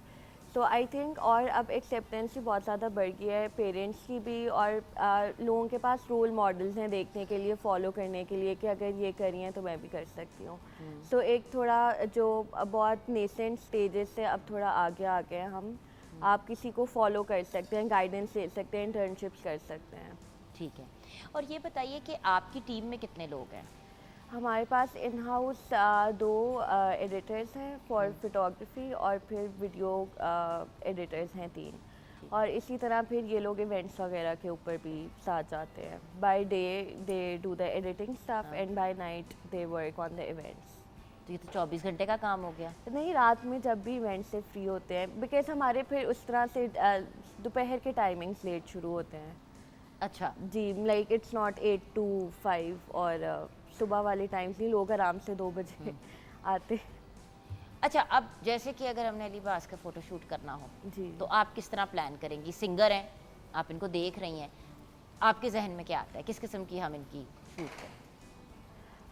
इनके साथ कुछ भी, इनके इंस्ट्रूमेंट्स वगैरह के साथ भी शूट हो सकता है, इनकी सेटिंग के अंदर जहाँ पे अपना म्यूज़िक बना रहे हैं या इस तरह से, बिकॉज एक प्रॉपर फील आएगी कि इनका एक एनवायरनमेंट है। उसके बाद फिर there is when you perform, ठीक है, तो उसके अंदर भी काफ़ी ज़्यादा कैंडिड मोमेंट्स वगैरह निकल सकते हैं। तो यानी कि अगर आर्टिस्ट का करना हो तो आपको उनके साथ डिफरेंट एनवायरनमेंट्स में जाना पड़ेगा जी ताकि जी, उनकी बिकॉज जो इनकी पार्ट ऑफ द जॉब है ना इनका, कि ये अपना म्यूज़िक भी कंपोज कर रहे हैं, बना रहे हैं बैठ के। तो उसके इस किस्म बाद की चीज़ें आप करते हो? मैं जी, इसलिए जी, जानना चाह रही हूँ जी, क्योंकि देखे ना, फॉर समवन लाइक मी, अगर मुझे कोई कहता है कि यार इन एक्शन आपकी काम में तस्वीरें हों, तो अब देखो मेकअप रूम में एक फ़र्क कहानी होती है, जी। टीम के साथ मीटिंग के दौरान फ़र्क कहानी होती है, यहाँ पे फ़र्क कहानी होती है, अगर ड्रामा है तो उधर एक फ़र्क माहौल होता है, अगर एवरीवेयर मॉडलिंग की कोई चीज़ हो उधर बंदा फ़र्क सिचुएशन में होता है, घर पे एक फ़र्क इन्वायरमेंट होती है, बच्चे, फैमिली, ये वो, सो फिर वो आप सारी चीज़ें कैप्चर करते हो। अगर तो देखें इनके ऊपर कोई profile like interview in a magazine, कुछ भी इस तरह की चीज़ है, तो उसमें अगर डिफरेंट क्वेश्चंस हैं, you get to meet them, और उसके बाद आप प्लान करके डिफरेंट इन्वायरमेंट्स में इनका शूट कर सकते हैं कि या जिस तरह अ डे विद मी, इस तरह से कुछ सेगमेंट्स होते हैं कि लोगों के साथ आप पूरा डे स्पेंड कर रहे हो, तो आप डिफरेंट इन्वायरमेंट्स के अंदर शूट कर सकते हैं। सो वो भी एक ऑप्शन जी। होता है। बिकॉज हैव यू नोटिस्ड कि हमारे यहाँ बिल्कुल भी नहीं आजकल होता कि मतलब जो सिंगर्स हैं उनकी बस वो ज़्यादा से ज़्यादा परफॉर्मेंस की तस्वीरें आ जाती हैं जो किसी भी फोटोग्राफर ने खींची होती हैं। एक्चुअली तुम लोगों की जो प्रोसेस है वो तो कोई भी नहीं दिखाता, सही बात, और आप लोगों की तो प्रोसेस काफ़ी हेक्टिक होती है, नहीं? बिल्कुल ऐसा ही, सही बात। पहले आप गाना कंपोज बैठ के डिस्कस कर रहे हैं, वो एकदम से किसी जगह पे बैठे हुए आमद हुई, उसके बाद आप फिर वापस गए, फिर आपने उसको Studio पूरा की- कंपोज किया, डिज़ाइन किया। बिल्कुल ऐसा ही। अब इस प्रोसेस का भी तो कोई फोटो सेशन होना चाहिए। जी, और जो बीट मतलब एक तो जिस तरह अभी हम मतलब प्रॉपर इस तरह से, फिर अब BTS का भी बहुत होता है कि बिहाइंड द सीन्स का भी एक प्रॉपर शूट हो रहा होता है कि अब विद एवरीथिंग नाउ इतना जो fast reels and so one everything. Stop shop है आप लोग कि अगर आपके पास कोई आए और कहे कि जी हमें पूरा ये जो है ना, हमने प्री वेडिंग की भी तैयारी करनी है, जी, या जी। फॉर एग्जांपल प्री इवेंट की तैयारी करनी है, उसके बाद फॉर एग्जांपल नदी का ले लेते हैं, कॉन्सर्ट है उसकी भी हमें पिक्चर्स चाहिए, उसकी क्रिएटिव प्रोसेस की भी हमें चाहिए, तो वो सारा कुछ आप लोग कवर जी, कर जी। देते हैं with the right amount of obviously money अगर कोई ऑफर करे तो, राइट? या okay, so I guess future plans क्या हैं? फ्यूचर प्लान्स इसी को एक्सपैंड करने के हैं, और आई थिंक कि वेडिंग इंडस्ट्री में there are lot of things जिसके अंदर आप ब्रांच आउट कर सकते हैं। हाँ, So I think next step यही होगा कि I'll branch out into something else as well related to the wedding. amazing, best of luck with Thank you. everything and it's been awesome having you on the show. अब ये बताइए कि आप कुछ गाना सुना दें, क्योंकि बातें तो आप सुनाने से इनकार कर रहे हैं, तो आप सॉन्ग की तरफ आ जाएं, मैं ज़रा मेकअप की तरफ मूव कर जाती हूँ देखने के लिए कि कहाँ पहुँचे हैं हम।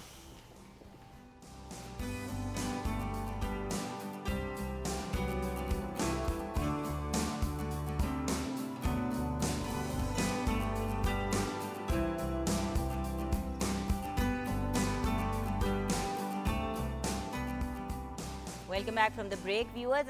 लड़की की आंख पीली कर दी है। हाँ हाथ पीले करने की लोग बात करते थे, इधर आंख पीली कर दी है की कीता है? अभी इसको फैशन वो हाल आवाज को कोई ना कोई आमद आई है बैठे खड़े वहाँ पे बैठे बैठे। अच्छा, ये जरा उन्होंने सोचा कि अपने नेल कलर से लड़की की आंखें मैच कर दो। बस उसी कर क्या रही हो? मैं इसकी फैशन लुक कर रही हूँ, जो आप लोग अपने जैसे लड़कियाँ पेंट शूज पहन के जाती हैं यूनिवर्सिटीज़ वगैरह, या फिर कहीं पे भी, तो आप किस तरह से कलरफुल लुक्स करके जा सकती हैं ओके, कहीं पे भी, इवेंट्स वगैरह पे या फिर कहीं पे भी। ठीक है। ये बेसिकली फैशन लुक है, तो फैशन में इसी तरह से होता है, कलरफुल अच्छा, तो लुक है। पीले के ऊपर फिर क्या करोगे? पीले के नीचे मैं ब्लू करूँगी, तो बहुत प्यारी सिंगल शेड होगा। Single shade. और लाइनर? लाइनर नहीं लगेगा इसमें, क्योंकि इसके आईज बहुत छोटी हैं, तो मैं लाइनर लगाऊंगी तो कवर हो जाएगा कलर। तो Okay. मैं इस पे करूँगी, अभी टोटली कम्प्लीटली लुक लिखेगी फिर देखते चलेगा। अच्छा, फिर मैं जा रही हूँ, फिर अब करो अपना काम, मैं अब नहीं इस मामले में पढ़ना चाहती।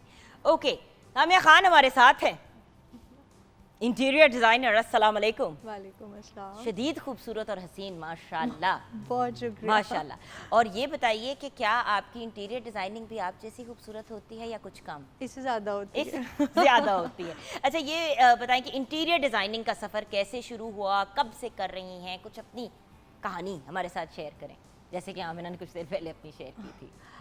एक्चुअली मेन स्ट्रीम तो ये है कि I have been a corporate for last maybe more than over a decade, 10 साल 12 साल से Corporate sector ज़्यादा में काम। कॉर्पोरेट सेक्टर में I have been rendering my services. ये वो चीज़ है जो मुझे खुशी देती है। इंटीरियर डिज़ाइनिंग इज़ समथिंग जो मुझे लगता है कि you know the dream come true वाली हम बात जिससे समटाइम्स करते हैं, ये उस तरह की चीज़ है। तो मैंने हमेशा अपने कॉर्पोरेट सेक्टर के साथ इसको साइमल्टेनियसली परसू किया एज माय बिजनेस, कि जब आप मेरे पास लैंड कर जाते हैं तो मेरा पे बैक आपको ये होगा कि जिस घर में आप रहेंगे उसका हर हिस्सा आपको प्लेयर देगा, खूबसूरती देगा। So that's in a nutshell कुछ ऑल अबाउट। तस्वीरें भी साथ साथ हम दिखा रहे हैं आपसे बात करते हुए। तो अब ये देखें, जैसे कि ये तस्वीर है, हाँ, इट्स ब्यूटीफुल, लगता है कि जैसे किसी मूवी का सेट है। ऐसे ही है। ये असल में ऐसा ही है। ये असल में ऐसे ही है, बिल्कुल ऐसे ही है। और ये किसके लिए? ये किसी बच्चे के लिए ये था? किसी बच्चे का है, बेटा हाँ। बेटी क्या? अभी बच्चे मतलब एक्सपेक्टेड थी मदर, तो हमने एक न्यूट्रल से कलर्स को लेके ये अच्छा, पिकअप किया। एक्सपेक्टिंग मदर ने चेक नहीं किया था, तो उन्होंने हाँ, कहा कि मुझे ऐसे न्यूट्रल। ऐसे क्या बात ऐसे, है। ऐसे ही। यानी कि हर क्लाइंट के हिसाब से चीज़ को प्लान करना बिल्कुल होता है। ऐसे अच्छा, एक और तस्वीर देखते हैं, उस पर भी थोड़ी सी बात करते हैं हम। वाओ सर, ये बेडरूम है? ये बेडरूम है। It's beautiful, yes it is. बहुत खूबसूरत। बहुत अच्छा, इसके पीछे क्या साइंस थी? इसके पीछे ये साइंस है कि हर क्लाइंट जो है वो साइंस नहीं, साइंस, देसी वाली साइंस करें ना। आर्ट, इसके पीछे साइंस नहीं कहना, साइंस। इसके ठीक पीछे क्या हो गया। साइंस थी? हर क्लाइंट की ना अपनी एक चूज और रिफ्यूज नेचर होती है। उसने तो सिलेक्ट कर लिया कि उसने अपना कमरा यही कैसा कराना है। बनाना। हाँ, यही करवाना है। ठीक है, आग भी ऐसी लगानी है। वाओ। तो नहीं, वो हम इस पे मिट्टी का तेल फेंक के इसको आग लगा देंगे, वो कोई प्रॉब्लम नहीं है। इसको हम सेंटर पीस बना देंगे। क्या ख्याल है? ठीक है, ठीक कह रही हो ना? फील आनी है आगे जितना जो सुंदर फील आ रही है, feel ठीक। अच्छा जी, हाँ जी। तो कुछ जब क्लाइंट्स आपके पास आते हैं, हालांकि एक सिंपल एक रूम ही है, बेडरूम ही है, what best you can do with it, लेकिन उनको ये होता है कि कोई मेरे रूम में आए तो वो उसे ये लगे ही ना कि ये आम कमरों जैसा है। You know, it's a step up, एक इनोवेशन है। तो ये थोड़ा सा इनोवेशन के साथ प्ले अराउंड किया गया यहाँ पे। यू नो, 2-4 स्टेप्स दे दिए, बेड ऊपर कर दिया, लाउंज थोड़ा सा नीचे कर दिया, कोजी अप कर दिया, सेग्रीगेशन भी हो गई। आपने बीच में देखा होगा उसके ग्लास है, ग्लास बंद हो सकता है तो बेड इसको कवर कर लेगा। यू नो, टीवी कितने ਤੁਸੀਂ ਫਿਕਸ ਕਰ ਦਿੱਤਾ ਅਸਮਾਨ ਦੇ ਵਿੱਚ? नहीं एक्चुअली वो स्क्रीन वो डुअल स्क्रीन होती है ना, उस साइड पे आप अगर बेड पे हैं तो आप उसे घुमा सकते हैं, रिवॉल्व कर सकते हैं। इधर बैठे हैं लाउंज में तो उसे फिर घुमा लें, रिवॉल्विंग होता है। एक कुड़ी ते बकायदा साइंसदान है, बकायदा। मुझे लगता है आप दोनों को साथ कोलैबोरेट करना चाहिए। आप चीजें तैयार करें, वो उसकी मजे की तस्वीरें ले। photography। क्या बात है, मतलब और ऐसी रही है ਉਹਦੇ ਚ तुमने यानी अपनी डालनी होती, अपनी कमेटी डालनी जरूरी थी। जी, आए ना आप। अच्छा, अगली तस्वीर की तरफ जाते हैं। मैं आई डेफिनेटली, बिकॉज देखें, जनरल बात करने में और एक्चुअली इमेजेस दिखाने में बड़ा डिफरेंस होता है। जैसे अभी हमने आमना की भी, ओह वाओ, एन्ना colours and what amazing popping colours. अच्छा, अब अच्छा, ये किसके लिए था? पहले तो ये बताइए किसके लिए था, फिर बताइएगा क्या किया आपने। अच्छा, मैं अगर आपसे क्वेश्चन करूं कि आपको ये पिक्चर देके पहला फीलर क्या आता है तो आप क्या बोलेंगे? ये आपको किस जगह, ड्राइंग रूम आपको क्या लिविंग रूम नहीं, ये बच्चों का मुझे प्ले एरिया टाइप लग रहा है। Exactly. क्योंकि अगर मैं अपने बच्चे, अब जैसे कि नूर 1.5 साल की है, हसन मतलब 2 साल की होने वाली है माशाल्लाह, और हसन जो है वो ही इज़ अबाउट ऑलमोस्ट 6 इन दिसंबर। तो अब उनके लिए अगर मैंने कोई जगह डिज़ाइन करनी होगी तो वो फन टाइप करनी होगी ना, होनी चाहिए, ताकि वो उतना ही इंजॉय करे जितना स्कूल में करते हैं। हाँ, लेकिन वो तो चलो आपने एक बड़े पर्सपेक्टिव में सोचा, लेकिन अगर आप इसे थोड़ा सा प्रोफेशनल आंख से देखें तो ये बेसिकली डे केयर का लाउंज है, oh wow, okay, take care का लाउंज है। जहाँ पे बहुत सी डिफरेंट फैमिलीज़ के बच्चों ने आना है, तो उन्होंने उसको उस तरह से ऑर्गेनाइज किया है जहाँ पे कलर्स भी हैं, यू नो, बच्चे can play and it has a professional look to it, it does not have that homely look पूरी तरह से। अच्छा, मैं तो ऐसा ही चाहूँ अपने बच्चों के कमरे में, मजाक नहीं कर रही, क्योंकि मुझे हर चीज़ नीट एंड टाइडी चाहिए। बिल्कुल तो जो ठीक बड़ी पर्टिकुलर मॉम्स है, जिस तरह हसन का कमरा बहुत बड़ा है, नूर का तो बेडरूम बिल्कुल मेरे बेडरूम के साथ है ना, तो वो एक छोटा, मैंने जब हसन छोटा था पहले वो उधर था, फिर उसको ऊपर शिफ्ट किया, तो ऑब्वियसली जब मैं नूर के लिए भी कुछ डिज़ाइन करूँगी, may be not so many colours but I would want इसी तरह एक सेफ प्रोटेक्टेड टाइप। हमने बड़े बड़े कमरे बनाए तो इस टाइप की चीज़, ठीक, it's beautiful thank you very much. And well and amazingly done. मैंने इस तरह का काम बड़ा कम लोगों का देखा है, क्योंकि आपको भी पता है, मुझे भी पता है, हम लोग golden lamp, silver lamp, golden से बाहर नहीं निकल पाते हैं ना। एग्जैक्टली और वो लोगों को लगता है कि अगर आप बहुत ही कुछ चमकी वाली चीज़ें रखेंगे तो उतना ही ज़्यादा लगेगा कि आपके पास पैसा है, लेकिन कंफर्टेबल फिर बंदा नहीं होता ऐसे नहीं हो घरों में। पाता, बिल्कुल ऐसे ही ऐसे ही है। This have, oh I love, oh these are my colors, these are my bedroom colors. My bedroom is, सिर्फ इसमें एक डिफरेंस है कि मेरे बेडरूम में ब्लैक है वाइट की जगह, इसलिए क्योंकि मुझे माइग्रेन का इशू है। अच्छा, तो जब मेरे पर्दे अभी वाइट होंगे और अगर उसमें से लाइट आएगी तो वो फिर मुझे माइग्रेन का इशू बड़ा सवियर हो जाता है। ठीक, but this is beautiful, this is a very Ralph Lauren combination ना। राइट, इस पे बात करें, हाँ ऑफ कोर्स। ये किसके लिए बनाया था? एक फैमिली थी, उनको एक रूम चाहिए इसी तरह का, ऑब्वियसली वो बहुत यंग कपल नहीं था, यू नो, थोड़ा कोई 10-15 साल वो अपनी शादी गुजार चुके थे और दे वर रीडूइंग इट, तो they had entered the stage of sobriety in relationship, कि यू नो बच्चे भी हो गए, थोड़े बड़े भी हो गए। तो मेरी शादी को भी 10 साल हो गए ना, इसलिए मुझे यही कमरा चाहिए, मुझे यही वाला चाहिए। इसीलिए। चलो मेरे घर चले इसके बाद। Sure. तो अगर आप इसी पिक्चर को पिक करें, आप जैसे आपने कहा कि मुझे मेरा ब्लैक है, बाकी चीज़ें सेम है, तो आप मे बी किसी को पसंद हो इन पर्टिकुलर मस्टर्ड, तो वो इसी कॉम्बिनेशन के साथ ब्लू को चेंज कर दे मस्टर्ड पे। किसी को मरून अच्छा लग सकता है तो वो इसी में हल्का सा मरून और कुछ गोल्डन ऐड कर सकता है, मैट गोल्ड। बट खान साहिबा, एक प्रॉब्लम यहाँ पे आ जाती है फाइनेंसेस की। अब हर बंदा इंटीरियर डिज़ाइनर भी नहीं अफोर्ड कर पाता, और हर इंसान इंटीरियर डिज़ाइनर के, देखिए एक तो इंटीरियर डिज़ाइनर की अपनी कॉस्ट है, ऊपर से फिर आपने जगह को भी डू अप करना है। बिल्कुल ऐसे।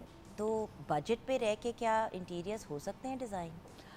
मुश्किल होता है, I will be very honest, क्योंकि इंटीरियर का कॉन्सेप्ट है कि जब आप घर आते हैं कि आप अपना ऑफिस डिज़ाइन कराते हैं कुछ भी, तो वो कुछ डिफरेंट हो बाकी जगहों से। आम भी हम बहुत सी जगहों पे जाते हैं, घरों में जाते हैं, ऑफिस में जाते हैं, लेकिन इंटीरियर का कॉन्सेप्ट है कि जब आप उस सर्टेन जगह पे जाओ तो आपको ये फीलर आए कि यहाँ कुछ किया गया है, it's not just a by the way thing, ठीक है। तो obviously it comes with a budget, however budget fluctuate, ज़्यादा होता है कम होता है। हमारे कुछ इतने प्रेस्टिजियस क्लाइंट्स होते हैं बट वो हमें डेडलॉक दे देते हैं कि मैं इससे ज़्यादा अफोर्ड नहीं कर सकता, तो फिर हम उसमें रहते हुए प्ले अराउंड करते हैं। सही। अब ये एक और हमारे पास तस्वीर है, इसके बारे में मुझे गाइड करें। What about this? ये ना एक फार्म हाउस था, उसका एक एरिया था ऐसा, क्योंकि आपको पता है farm houses are always huge, बड़े होते हैं और उनको बड़े दिखना भी चाहिए। अच्छा, आप बहुत बड़े स्पेसेस को अगर रॉन्गली डिज़ाइन कर लें तो वो बहुत स्टफ़ी लगने लगते हैं, ठीक है। और छोटे स्पेसेस को अगर आप मिरर्स और लेस वॉल्स के साथ डिज़ाइन करें तो वो बहुत बड़ा ग्रैंड्योर देखते हैं। आप अपना सेट ही देख लीजिए, no walls and it's giving a grandeur of its own, ठीक है। तो ये इसी तरह एक फार्म हाउस का एरिया था कि वो उन्होंने कहा कि you no lesser the walls, and मुझे पूरा एरिया ऐसे नज़र आना चाहिए, ऊपर से नीचे से, राइट से लेफ्ट से। तो ये आपने देखा पिक्चर भी ऊपर से ली गई है। यकीनन इनके बच्चे नहीं है जिस किस्म की इन्होंने सीढ़ियाँ लगाई हैं। और ये फार्म हाउस है ना, तो यहाँ वेकेशन पे जाते हैं वो। या वेकेशन पे जाते हैं, लेकिन सीढ़ियों के साथ जो वो रेलिंग नहीं लगी है। अच्छा, कभी ऐसा हुआ है कि किसी को डिज़ाइन एक सर्टेन किस्म का चाहिए और उनकी जो ज़िंदगी की सिचुएशन है वो बिल्कुल मुख्तलिफ है? अब जैसे कि आई हैव स्मॉल चिल्ड्रन माशाल्लाह से, and I have older children also, I have a range of children अल्हम्दुलिल्लाह। अब इतने रंग बिरंगे बच्चों के साथ बड़ी चीज़ों का ख्याल करना पड़ता है, अब जैसे नूर बानो छोटी सी हैं, हसन भी जो है वो किसी चीज़ से बाज तो नहीं आता, वो भी बिस्तरों पे छलांगे मार रहा होता है। मेरा इतना खूबसूरत एक वुडन बेड था, एक एक दरख्त की ट्रंक से एक एक वो उसका वो पोस्टर बेड था, एक पोस्टर, उस बिस्तरे को गेस्ट रूम में भेजना पड़ा क्योंकि उसकी साइडें इतनी डेंजरस हैं कि कोई बच्चा अपना सर फाड़ ले। हम क्या करें, मतलब स्पेसिफिक रिक्वायरमेंट्स के हिसाब से डिज़ाइन करते हो? जब मेरे पास क्लाइंट आता है तो I have a set of about 30-35 questions. वो बड़े नेचुरल और अननेचुरल क्वेश्चंस है। क्लाइंट ये भी सोच सकता है कि ये इतना पर्सनल क्यों मुझसे पूछ रही है, लेकिन उसकी हेल्प ये होती है कि it lead us to understand कि हमें अपने क्लाइंट के लिए कैसी चीज़ डिज़ाइन करनी है। हम उसके सिर्फ ये नहीं पूछते कि आपको रंग क्या पसंद है, हम उससे ये तक पूछते हैं उसकी ज़िंदगी में हालात क्या चल रहे हैं। Why I will tell you why. इसका तो कमरा काला ब्लैक, अगर इनके हालात काले तो हम इनको वाइट करेंगे ताकि उसे बाहर आ कपड़े तो सके। आप ला लो फिर। ठीक है, ये हम बहुत डिटेल क्वेश्चंस करते हैं ताकि हम यही जो आपने क्वेश्चन किया ना कि हम उस हिसाब से कमरा और उनका घर डिज़ाइन कर सके। बच्चे कितने हैं, उनके घर गेस्ट का फ़्लो क्या है, उनके हालात क्या चल रहे हैं, हैप्पी है तो उस तरह से डिज़ाइन करेंगे, सैडनेस है तो हम उसे रिजीम करने की कोशिश वगैरह वगैरह। मेंटल स्टेट भी क्लाइंट। देखिए एक बात बताऊं, आपके इंटीरियर डिज़ाइनर, आपके photographer, even your makeup artist, your chef, ये सब लोग आपके मेंटल हेल्थ के साथ बड़े डायरेक्टली कनेक्टेड होते हैं। आप अगर आपको फॉर एग्जांपल लाल रंग से प्रॉब्लम है, आपको खिज चढ़ती है लाल रंग से और आपको घबराहट होती है उससे, तो फिर आपका अगर इंटीरियर डिज़ाइनर आपको रेकमेंड करे कि आप एक दीवार रेड कर लें तो फिर आपके लिए बड़ी प्रॉब्लम होगी क्योंकि अच्छा मैं यहाँ पे सॉरी आपकी बात काट रही हूँ। इंटीरियर डिज़ाइनर की अपनी कोई से होती नहीं है अनलेस आस्क्ड फॉर। जब हमारे पास क्लाइंट आता है तो हम कभी उसको ये नहीं बताते कि आप ऐसे कर लें या ऐसे कर लें। हम हमेशा उसे क्वेश्चंस करते हैं ताकि उसका अपना जो इन्फॉर्मेशन और नॉलेज है वो कंटेमिनेट ना हो। वो मेरी राय सुन के अपनी राय बदल लेगा और बाद में तकलीफ़ उठाएगा। We hear him and let him say, क्योंकि वो रॉ होते हैं, उन्हें हमारी फील्ड का कुछ पता नहीं होता, इसलिए हम उनसे बात करते हैं। मैं कम से कम अपने एक क्लाइंट के साथ 2 से 3 घंटे सिर्फ बात करती हूँ, मैं उसकी तबीयत को समझती हूँ। अच्छा एक कमरा है जिसमें आपने 3 बेड्स बनाए हुए हैं, ये इसको बताएंगे ये कैसे? अच्छा ये होते हैं थीमेटिक बेड्स। ठीक है, आप देखेंगे कुछ बेड्स होंगे वो उसकी शक्ल एक बच्चों की गाड़ी की तरह है, एक बर्गर बना हुआ है। So cute. See it's carriage, Cinderella भाई कैरेज। ये तुम्हारा नया बेड चेक करो जरा। हम क्यूट। अपनी शेफ को ये बेड बना के देंगे। ठीक है, एक गाड़ी का है इमेज, एक फ्रेंच फ्राइज है, एक बर्गर है, ये थीमेटिक चीज़ें होती हैं। ठीक है, सी क्यूट। तो ये कुछ और देखिए इस बेड भी है और साथ में सिक्योर भी है क्योंकि इस एज के जो बच्चे होते हैं वो बेड से लुढ़क जाते हैं बिल्कुल ऐसे ही तो ये साइडों पे एक वो प्रोटेक्टिव वो भी आ जाता और है। अब मज़े की बात है कि ये नीचे से वुडन है और इसके ऊपर के जो लेयर है वो पूरी सॉफ्ट मैट्रेस से कवर की गई है ताकि बच्चा जब ज़्यादा राइट या लेफ्ट पे हो जाए तो उसको वुड ना चुभे। सिक्योर भी है। है कि कीता है ये बर्गर है पूरा, ये एक्चुअली ऊपर वाला उसका क्विल्ट है वो अंदर भी घुस सकता है। जहाँ चीज़ की लेयर है वो एक्चुअल बेड वो है, ऊपर क्विल्ट है। अच्छा वही चीज जो मुझे बड़ी अजीब लगी है वो ये है, बट अब बच्चे ऐसे होते हैं हाँ, जिनको एक फ्रेंच फ्राइज वाला बेड भी है। वाह दैट्स सो क्यूट। ये फ्रेंच फ्राइज का बेड ये है फ्रेंच फ्राइज है। बट आई थिंक ये काउच टाइप चीज अच्छा है। अब मैं आपको मज़े की बात बताती हूँ। आप इस पिक्चर को एक दफ़ा दोबारा फोकस करें, इस पे आपको बच्चा लेटा हुआ नज़र नहीं आ रहा। ये बाहर की मल्टीनेशनल कंपनीज अपने रेस्ट एरियाज़ बनाती हैं जहाँ पे जो उनका एम्प्लॉई है वो 15-20 मिनट का जाके नैप ले ले। ये बड़े oh this is an adult. Yes it's an adult अच्छा। And it's a corporate company. उन्होंने रेस्ट एरिया बनाया है कि आप छोटा सा जब if you are too down and नहीं काम हो रहा आप 15-20 मिनट का जाके नैप ले लो। ठीक है, तो उनको अपनी आमना को ऐसा चाहिए हाँ चाहिए ना। आमना मुझे देख रही है, मिलेगा पहले मुझे मिल जाए फिर मैं तुम्हें आधा तुम रख लेना आधा मैं रख लूँगी। तो उनको अपनी साथ इनोवेशन रखनी होती है। आपको पता है मल्टीनेशनल्स कोई बाय द वे चीज़ नहीं कर सकती, उन्हें हर दफ़ा कुछ ना कुछ ब्लास्ट करना होता है। वो इस तरह के आइडियाज़ ज़्यादा ऑप्ट करते हैं। अमेजिंग। अच्छा ये बताइए आमना, आपसे मैं अब जानना चाहूँगी कि आप अपने क्लाइंट्स के साथ कितना टाइम गुजारते हो जब वो आपको ऑन बोर्ड करते हैं, क्योंकि इनकी बात से मुझे बड़ा ख्याल आया इस चीज़ का कि देखिए फोटोग्राफी भी बड़ी पर्सनल चीज़ है और सिंपल सी बात है, वो लम्हे गुजर जाएंगे फिर जी जी बाद में you can't go back and do it. Interior में तो फिर भी ये है कि you can go back and make the correction. एक दफ़ा फंक्शन हो गया तो हो गया, उसके बाद तो फिर तस्वीरें नहीं खींच सकती। तो आप किस तरह अंडरस्टैंड करते हो कि उनको क्या चाहिए? इसमें हम 1-on-1 मीटिंग्स भी करते हैं। पीपल हु आर अब्रॉड उनके साथ हम वीडियो कॉल्स कर लेते हैं। अच्छा। उसके बाद once the booking is done, a WhatsApp group is created और उसके अंदर वो अपने सारे ideas, any songs they like, any poses they like, किस तरह का ड्रेस पहन रहे हैं, मतलब हम उनको रिकमेंडेशंस भी देते हैं कि अगर आपका ड्रेस इस तरह का है तो शूट किस जगह पे होना चाहिए, हाईलाइट कैसे होगा आपका ड्रेस। तो इस तरह सारी चीज़ें, कुछ भी if there any intimate moments या कोई फैमिली मेम्बर नहीं आ सका, जिस तरह कोविड वेडिंग से बहुत ज़्यादा इस तरह हुआ, तो हमें पहले कह देते थे कि हमारी लैपटॉप पे या स्क्रीन शेयरिंग हो रही होगी, वी वांटेड कैप्चर्ड। तो इस तरह we take care of all the special moments.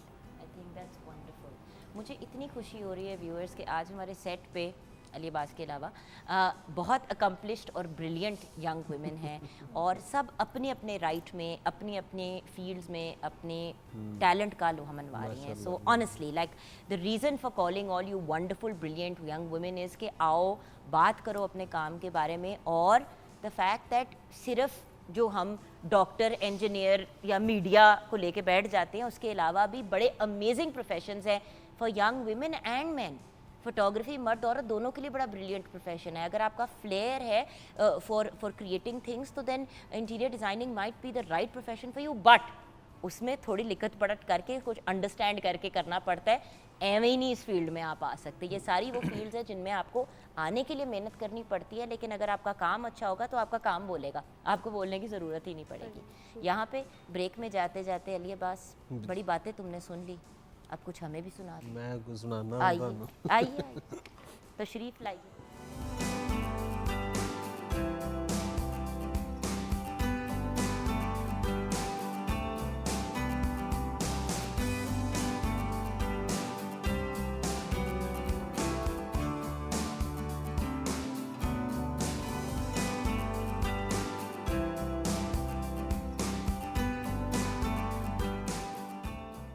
Welcome back from the break viewers. अच्छा, हिबा ने कहा कि किचन में आके ये तो दिखाएं कि हम लोग जब बटर करके टोस्ट को लगाते हैं तो उसके बाद उसका टोस्ट में, उस टोस्ट में और रेगुलर टोस्ट में क्या फ़र्क होता है। ये फ़र्क होता है कि ये क्रिस्पी हो जाता है, बट इस चीज़ का खास ध्यान रखना होता है क्योंकि बटर लगा हुआ है, ये ना हो कि वो सड़ जाए। बिल्कुल, बट गोल्डन ब्राउन लुक आनी चाहिए। Presentation is amazing. Thank you सो और अब मच। मजीद और बन रहे हैं खाने पीने की चीज़ें। अच्छा, अभी मैं गई किसके पास? शेफ़ के पास, फीमेल शेफ़। अब मैं आ गई female makeup artist, makeup expert के पास, who's also a blogger and vlogger. Okay, मज़े की लुक बनाई है। अच्छा, मुझे एतबार नहीं था, मुझे लग रहा था कि पता नहीं वो येलो जो है वो टू मच लगेगा, बट वाइट शलवार कमीज या वाइट टॉप एंड जीन्स के साथ इतनी मज़े की पॉप करने वाली लुक, या even with a black top. Yes, nice. Exactly. आंखें बंद करो बेटा। Interesting. Yes, I wouldn't do it, but it's interesting. High five. Well done. आ जाओ चलो मेरे पास. So now we have another brilliant artist with us. अब देखिए ना व्यूअर्स, अगर हम बात करते हैं टैलेंट की, तो पाकिस्तान में टैलेंट की कहीं से कमी नहीं है, ठीक है। जस्ट पूरे सेट के ऊपर अगर देखें, we've got a model, we've got मतलब a chef, we've got a fashion मतलब a fashion and wedding photographer, then we've also got somebody who's a brilliant interior designer, corporate sector में भी ये काम कर चुकी हैं, makeup expert हमारे साथ है। जब लोग कहते हैं ना लड़कियों के लिए कोई प्रोफेशंस नहीं है या लड़कियों के पास काम नहीं है, लड़कियां बेचारी क्या करें, लड़कियां बेचारी नहीं है, लड़कियों को बेचारी बना दिया जाता है। मुझे एक बात बता अली, यहीं पे बैठे बैठे 5 प्रोफेशंस तो हमारे सामने हैं। मैं होस्टिंग कर रही हूँ, 6ठा प्रोफेशन आ गया। सो खवातीन के लिए तो बहुत सी अपॉर्चुनिटीज़ है, अगर घर वाले आगे बढ़ने दें तो। बड़ी दफ़ा घर पे ही ब्लॉक लगा दिया जाता है कि नहीं नहीं ये नहीं करना, जैसे कि आपके साथ हुआ कि मतलब यू नो कि मतलब अभी ये नहीं करना, this is not the right profession, all of that. फिर आपने अपने आप को प्रूव किया, लेकिन अगर वो प्रूव करने का टाइम फ्रेम ना लेना पड़ता तो आप आराम से आर्ट्स करके उसी डायरेक्शन में निकल जाते। सो हर इंसान जो है उसको हमें अपॉर्चुनिटीज़ और मौके देने चाहिए ग्रो करने के और अपने आप को एक सर्टेन लेवल पे ले जाने के लिए। अब मैं चाहूँगी कि आप गर्ल्स अगर कोई मैसेज देना चाहेंगी to the people watching you right now, will start with you Jain. मैं यही मैसेज दूंगी कि अभी जो मेरी थिंकिंग है वो ये है कि हर औरत को काम करना चाहिए। अगर वो बाहर नहीं जा सकती तो होम बेस्ड फ्रीलांसिंग ये काम ज़रूर करना चाहिए। अपने आप को इंडिपेंडेंट बनाएं ताकि आगे वो अपनी जो उनकी लाइक चिल्ड्रन वगैरह हैं उनको आराम से वो प्रोवाइड कर सकें और ख़ुद एक इंडिपेंडेंट वूमेन होने की अलग फ़ील होती है और मैं चाहती हूँ कि हर लेडी वो फील इंजॉय करे। Amazing. What about you, Jan? As Hira said that financial independence is very important. It's a different feeling and I think every woman should feel it. और आप बिल्कुल ठीक कह रहे हो बेटा, और अल्टीमेटली यही वाली बात होती है ना कि काम सिर्फ इंसान इसलिए नहीं करता क्योंकि उसको रोज़ी रोटी कमानी है और उसके हालात बहुत ख़राब हैं।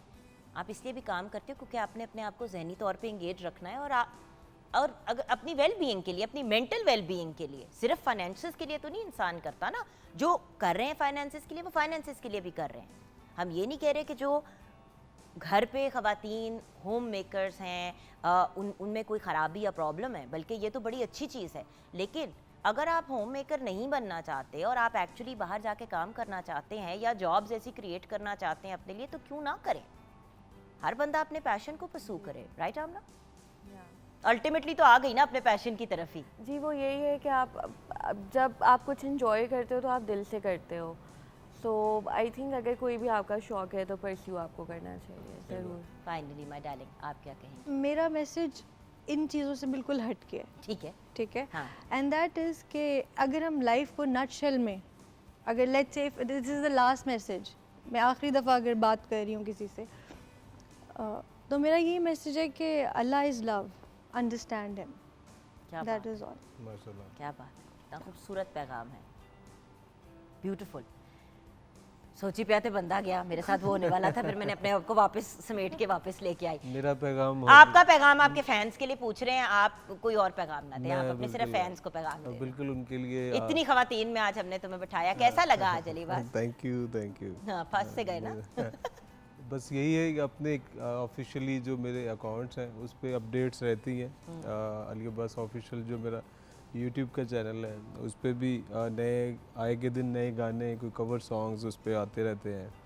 तो और अली अब्बास म्यूज़िक जो मेरा फेसबुक का अकाउंट है उस पर भी अपडेट्स रहती हैं। बाकी अल्लाह अल्लाह खैर से। मतलब बेसिकली इनका मतलब ये है हाजिर जनाब। हाजिर जनाब, शो को क्लोज करें भाई। चले एक गज़ल सुनाता हूँ आपको। मैं सदके जाऊं, हाँ, जो गजलिया इंसान है आप।